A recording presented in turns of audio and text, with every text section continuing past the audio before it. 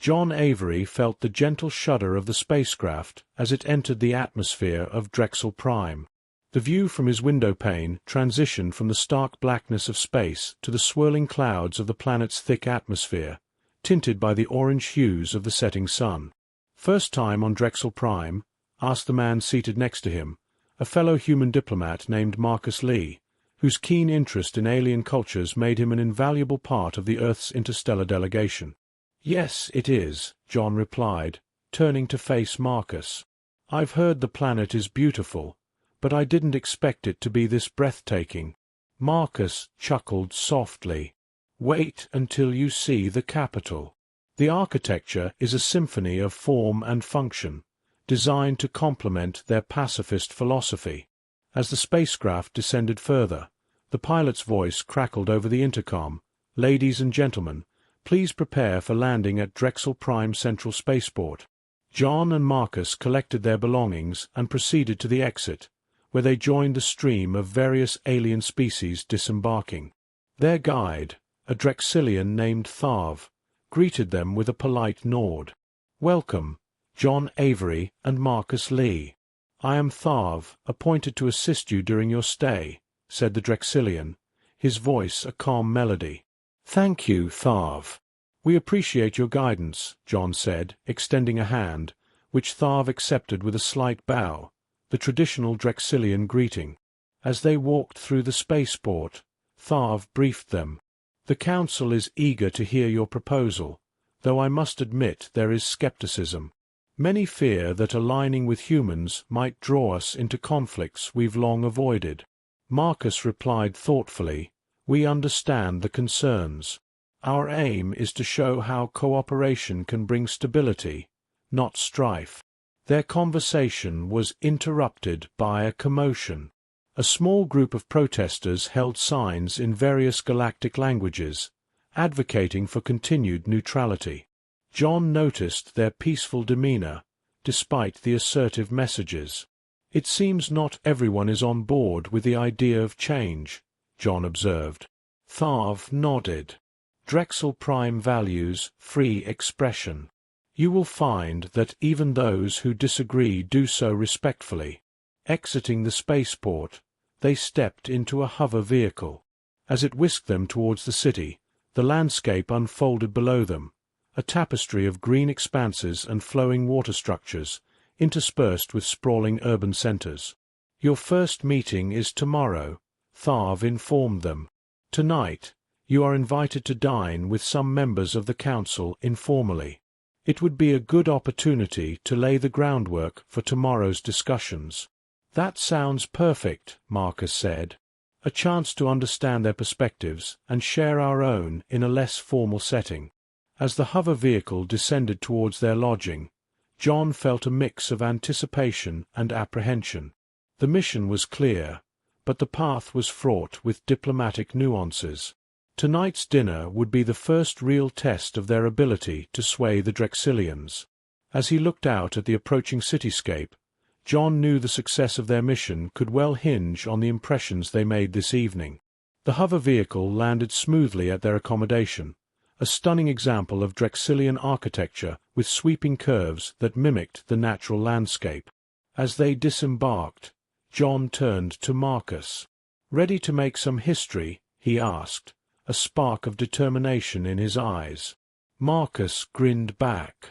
"After you, diplomat."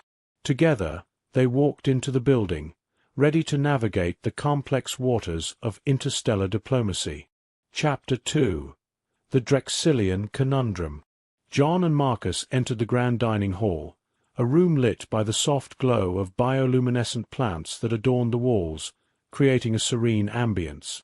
Across the room, members of the Drexilian Council stood conversing quietly, their elongated forms elegant and composed.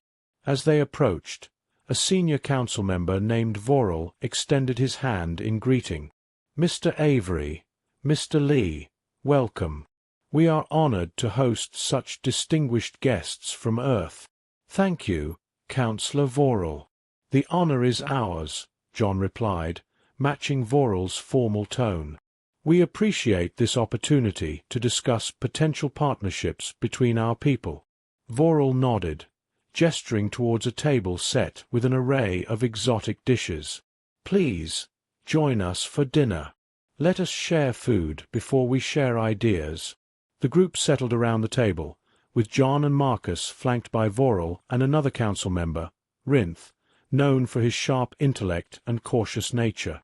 As the meal began, Marcus took the initiative to break the ice. We've been admiring your city's architecture on our way here. It's a reflection of Drexel Prime's dedication to harmony and sustainability. Rinth, intrigued, leaned forward. Yes, our structures are built to be in balance with nature. But tell us, how do humans integrate their technology with their environment? John saw an opening to steer the conversation towards their goals. Much like Drexel, we strive for balance. However, our technology could advance significantly with Drexilian expertise, potentially benefiting not just humans but all species in our alliance. Vorel listened intently, his eyes thoughtful. And what of the conflicts that seem to follow humanity? Our people worry that by aiding you, we might inadvertently invite conflict into our peaceful society. John acknowledged the concern with a nod. A valid fear, Counselor. Yet, consider this. By sharing your advancements, you not only help us stabilize regions under strife, but also create a buffer that strengthens your own position against potential threats. Rinth interjected, his tone cautious yet curious. You speak of mutual benefit, yet the risks are considerable. How do you propose we safeguard against these risks? Marcus chimed in, precautions, protocols, and most importantly, continuous dialogue. We envision a partnership where Drexel has significant oversight and say in how their contributions are utilized. The conversation delved deeper into specifics, with John and Marcus outlining a series of checks and balances designed to reassure the Drexilians. They talked about joint oversight committees, transparent sharing of technological applications, and regular audits. As the dinner concluded, Vorel stood, his expression unreadable. You have given us much to consider, Mr. Avery, Mr. Lee. Your proposals will require extensive discussion among our council. We shall resume our talks formally tomorrow. John, sensing they had made some headway, offered a respectful bow. We look forward to it, Counselor. Thank you for your hospitality and your open-mindedness tonight. As they left the dining hall, Marcus looked over at John. Think they'll bite? John's face was a mask of concentration. They're considering it, that's clear. But tomorrow's formal meeting will be the real test. We need to come armed with more than just assurances. We need compelling arguments that tip the balance. Together they walked back to their quarters, each lost in thought, mentally preparing for the crucial discussions that awaited them. The night air was cool and crisp, a stark contrast to the warmth of the diplomatic fires they were stoking inside. Chapter 3. A Chance Encounter. The next morning, John and Marcus set out early to explore the capital city of Drexel Prime before their formal meeting. As they walked through the bustling market district, filled with vendors selling everything from exotic fruits to intricate handcrafted goods, John paused in front of a stall displaying ancient Drexilian artifacts. Look at these, John said, picking up a delicately carved stone tablet.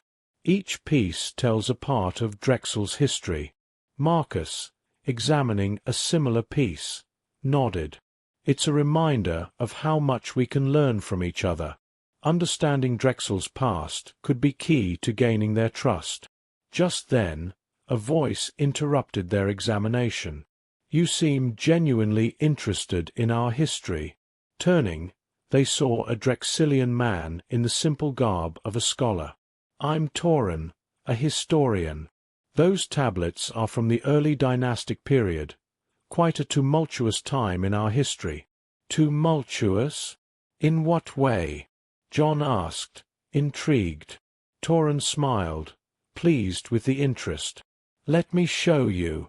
There is a cultural exhibit just a few blocks from here. It might give you a deeper insight into our society." Grateful for the offer, John and Marcus followed Torin to the exhibit, which was housed in a building that blended seamlessly with the natural landscape, its walls covered in living moss and flowers. Inside, Torin guided them through displays of Drexilian achievements in art, science, and diplomacy. "Our civilization has always thrived on peace and intellectual advancements, rather than conquest," Torin explained. Marcus, taking in the intricate displays, replied, "It's fascinating. We humans often resort to conflict, but seeing this, it's clear there are other ways to resolve differences." John, thoughtful, added, "This is exactly what we need to convey in our meeting today. Your history of peaceful problem-solving could be the foundation for our proposal." Torin, nodding in agreement, pointed to a display depicting a historic treaty. This treaty was signed without a single act of aggression, through pure diplomatic engagement and compromise. As they continued the tour, John's communicator beeped, a reminder of their upcoming meeting. "We should head back, but Torin, your insights today have been invaluable. Would you consider joining us at the meeting? Your perspective could make all the difference."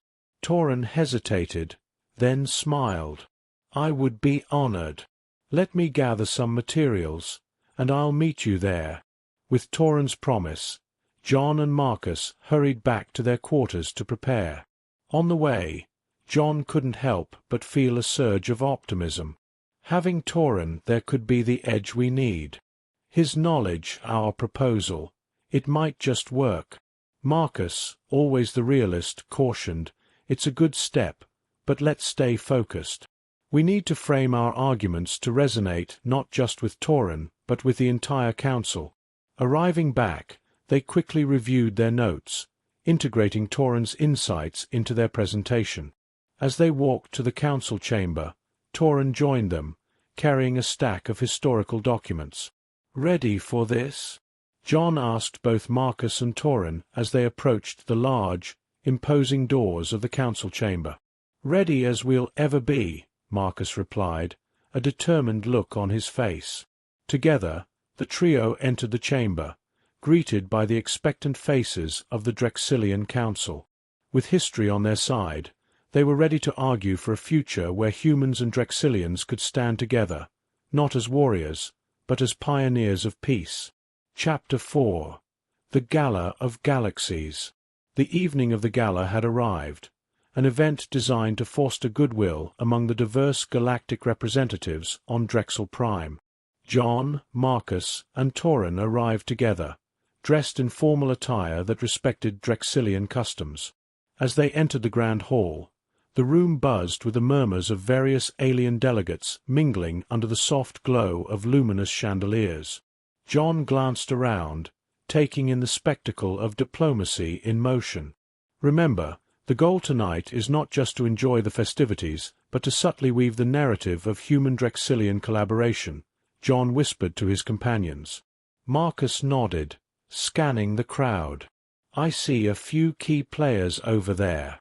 Let's split up and cover more ground. Torin, you're with me. We'll start with the delegates from Zalara." John made his way towards a group of elegantly dressed Zintari, known for their influential roles in interstellar commerce.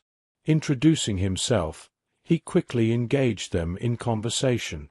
"It's remarkable to see so many cultures represented tonight," John commented, easing them into more serious discourse.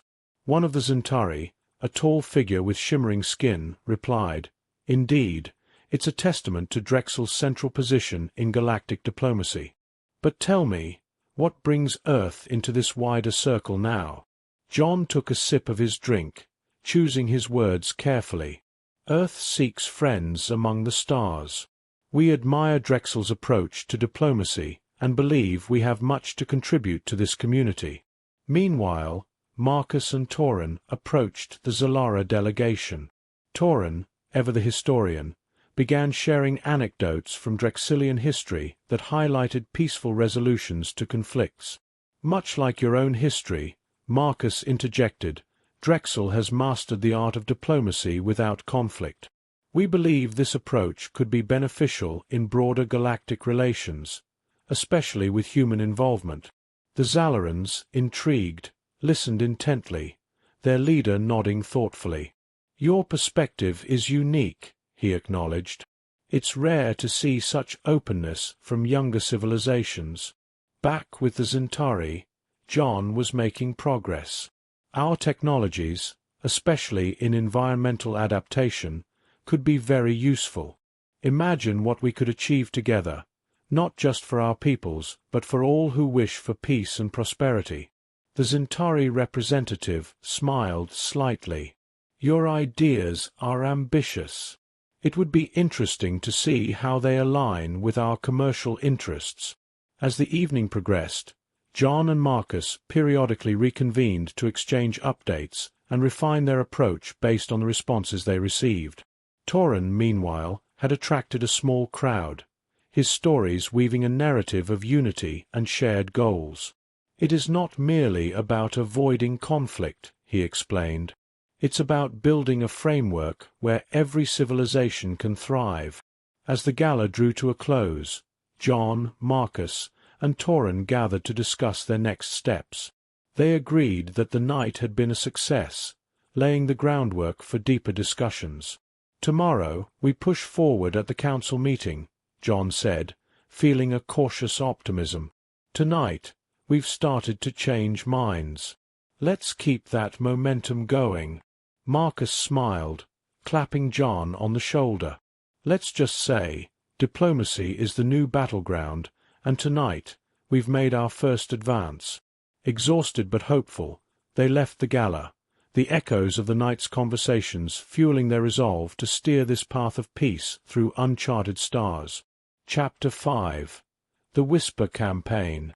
The morning after the gala, John and Marcus met in the quiet of a small cafe near the council chambers.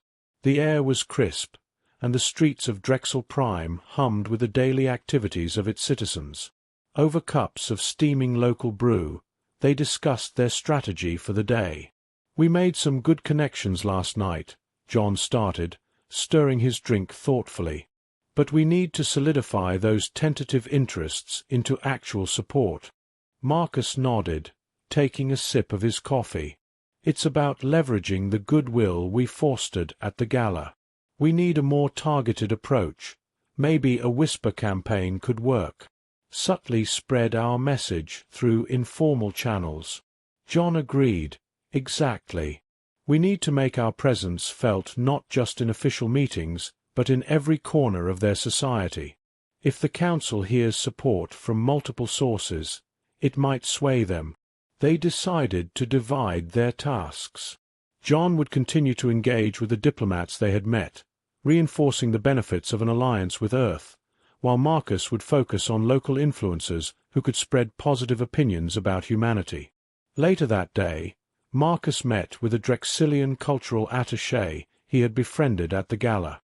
You know, your people and mine have much in common, Marcus ventured as they walked through a bustling market district. Both value peace, both thrive on cultural exchanges. The attaché, named Grell, nodded.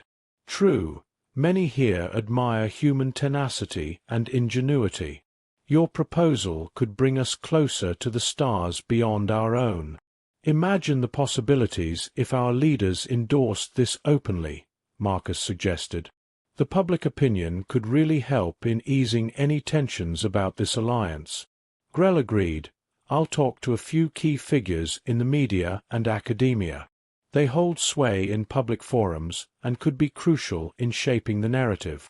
Meanwhile, John was in a meeting with a group of junior diplomats from various regions of Drexel Prime.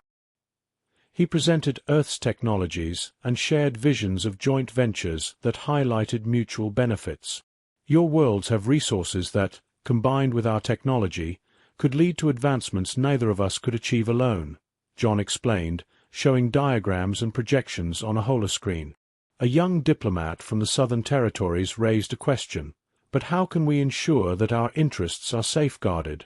We've seen too many treaties favor one side. John responded, that's a valid concern. We propose a joint oversight body to ensure that all projects are managed fairly. Think of it as a shared venture, not a takeover. As the meeting wrapped up, the diplomats seemed thoughtful, their initial skepticism softened by John's earnest presentation and assurances. Back at the cafe, John and Marcus reconvened to discuss their progress. Grell is spreading the word. He's got connections with influential Drexilians who can help change the tide, Marcus reported. John nodded, pleased. The junior diplomats are cautiously optimistic. They're going back to their sectors with a positive report. We just need to keep pushing gently. That's the key, Marcus said. A gentle push, not a shove. Let them think it's their idea, their movement. As they planned their next steps, both knew that while the official meetings were crucial, the real battle was being fought in these small, informal gatherings. Winning hearts and minds one conversation at a time was their path to a successful alliance. They parted ways, each to a different sector of the city, their whisper campaign in full swing, sowing seeds of cooperation that they hoped would soon take root. Chapter 6. The Turning Tide. The effects of the whisper campaign began to manifest subtly within the corridors of Drexel Prime's political and social circles. John and Marcus met early in the morning at their temporary quarters to assess the situation and plan their next moves. Reports are coming in from various contacts, Marcus began, reviewing the digital messages on his device. There's a shift in the conversation about our alliance. It's being discussed in academic forums and on news platforms. That's excellent, John replied, feeling a surge of optimism. Once ideas start circulating in those circles, they tend to gain momentum. As they prepared for the day, John received a communiqué from Vorel, inviting them to a private meeting before the next council session. This could be the opportunity we've been waiting for, he said to Marcus, a hint of excitement in his voice. Arriving at the council building, they were quickly ushered into a sleek, modern conference room where Vorel and 2 other senior council members awaited. The air was charged with a palpable tension, but also a sense of potential. Mr. Avery, Mr. Lee, Vorel began, his tone more welcoming than before. Your discussions have stirred quite the conversation among us. We are here to explore your proposals more deeply. John nodded, grateful for the opening. We appreciate your willingness to consider our perspectives. We believe that together, we can create a model of cooperation that could serve as a blueprint for others. A council member named Thill spoke up.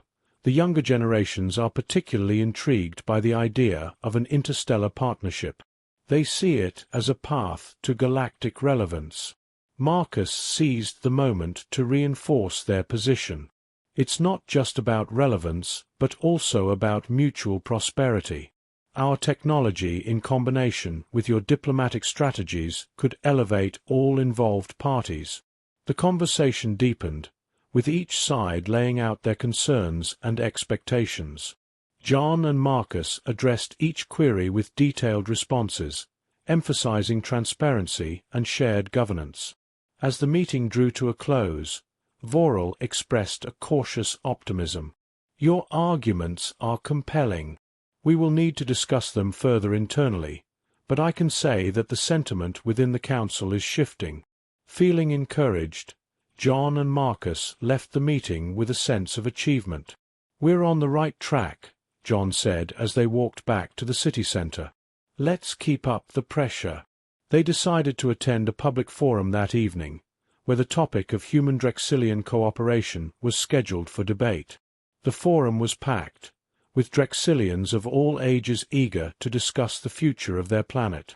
During the forum, Marcus spoke passionately about the benefits of an alliance, while John fielded questions from the audience, clarifying details and alleviating concerns. After the forum, an elderly Drexilian approached them. "I was skeptical at first," he admitted, "but hearing you today, I see the wisdom in exploring this path." Encouraged by such feedback, John and Marcus continued their efforts over the following days, meeting with various groups and participating in discussions across the planet. As the day of the final council vote approached, the atmosphere was one of cautious anticipation. John and Marcus reviewed their presentations, ready to make their final case. "This is it," Marcus said on the eve of the vote. "We've done everything we can. Now it's up to the council." John nodded, feeling the weight of their efforts. "No matter what happens, we've started a conversation that could change the course of history." Together, they prepared for the next day, hopeful that their months of hard work would finally pay off in bringing about a historic alliance. Chapter 7. The Night of Nights. The evening before the council's final decision, John and Marcus organized a small gathering at a local venue, inviting key influencers and decision-makers from various sectors of Drexilian society. The event was meant to be a relaxed setting where open discussions could further solidify the support they had nurtured. As guests mingled under the soft ambient lighting, John spoke with a group of young Drexilian entrepreneurs who were particularly enthusiastic about the potential for technological collaboration. "It's not just about importing human technology," John explained, handing out a holographic display of potential joint ventures. "It's about creating something new together, something that neither of our civilizations could achieve alone." Marcus, meanwhile, was deep in conversation with a few members of the academic community. "Think of the research opportunities," Marcus urged, his voice filled with conviction. "Joint studies, shared knowledge bases, and collaborative innovation centers." The conversations were buzzing with excitement and possibilities, a stark contrast to the initial skepticism that had greeted their arrival on Drexel Prime. As the night progressed, Tauren, who had joined the gathering, stood to give a short speech. "I've studied our history for decades," Tauren began, addressing the room. "And one clear pattern emerges. Our greatest advancements have always come from openness, from learning. What John and Marcus are proposing is a new chapter of that very same ethos." His words seemed to resonate deeply, drawing nods and murmurs of agreement from the crowd. As the gathering wound down, Vorel approached John and Marcus, a slight smile on his normally impassive face. "I must admit, the energy here tonight is infectious," Vorel commented. "You've brought a compelling vision to our doorstep, and it has not gone unnoticed."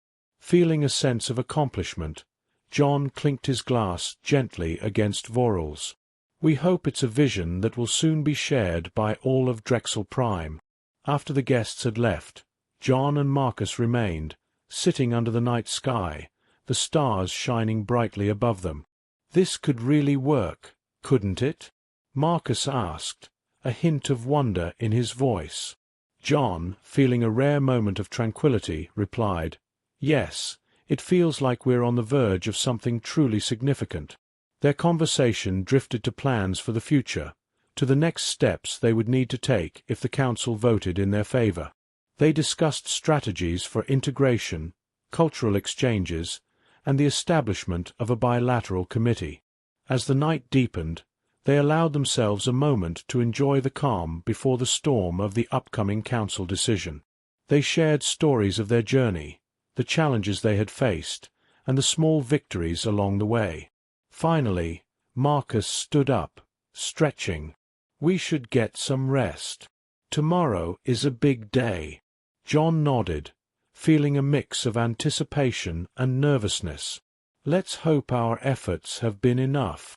They returned to their lodgings, the city quiet around them, the weight of the impending decision hanging in the air. But for now, they were content to rest, knowing they had done everything within their power to influence the outcome. As they parted ways at the door to their rooms, John turned to Marcus. "Thanks for being here, for everything." Marcus smiled. "We did it together. Let's see it through to the end." With that, they retired for the night, each man lost in thoughts of tomorrow, when the fruits of their labor would finally be revealed. Chapter 8. The Galactic Shift. The morning of the council vote dawned clear and bright, casting a golden glow over the city of Drexel Prime. John and Marcus met early for a quiet breakfast, reviewing their notes and discussing the day's potential outcomes.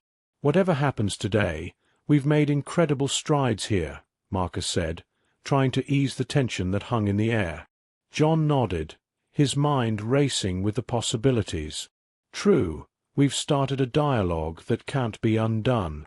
But I can't help feeling anxious about the vote."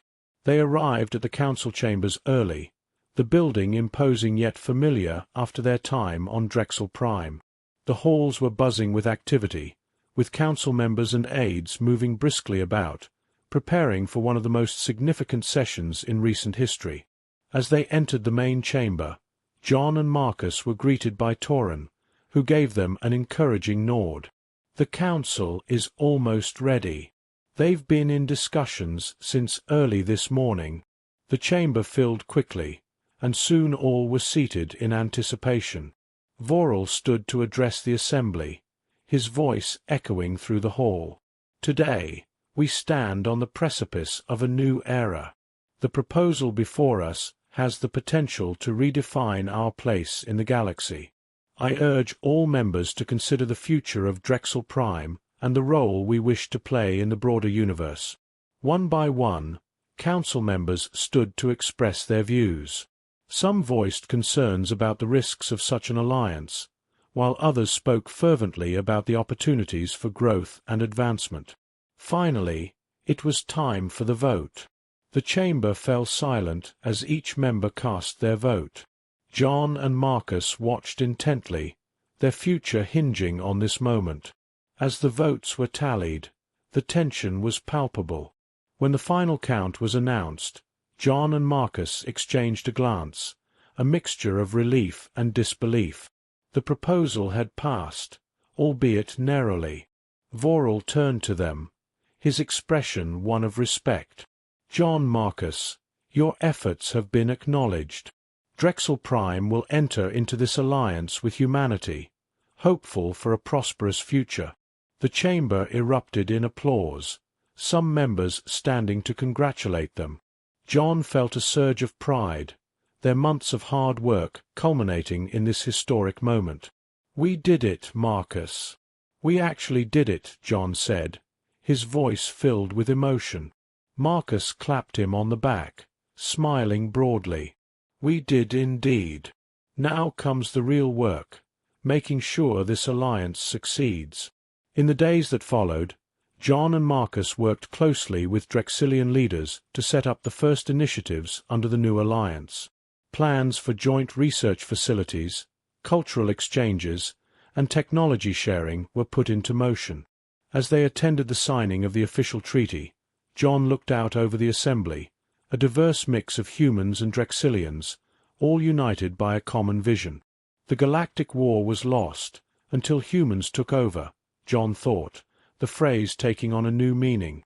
It wasn't a takeover through conflict, but a peaceful revolution through cooperation and understanding. Marcus leaned over, a grin on his face. "Ready to get to work?" John returned the smile, energized by the road ahead. "Let's make history." Together they stepped forward, ready to navigate this new partnership, guided by the principles of diplomacy and mutual respect that had brought them to this pivotal moment.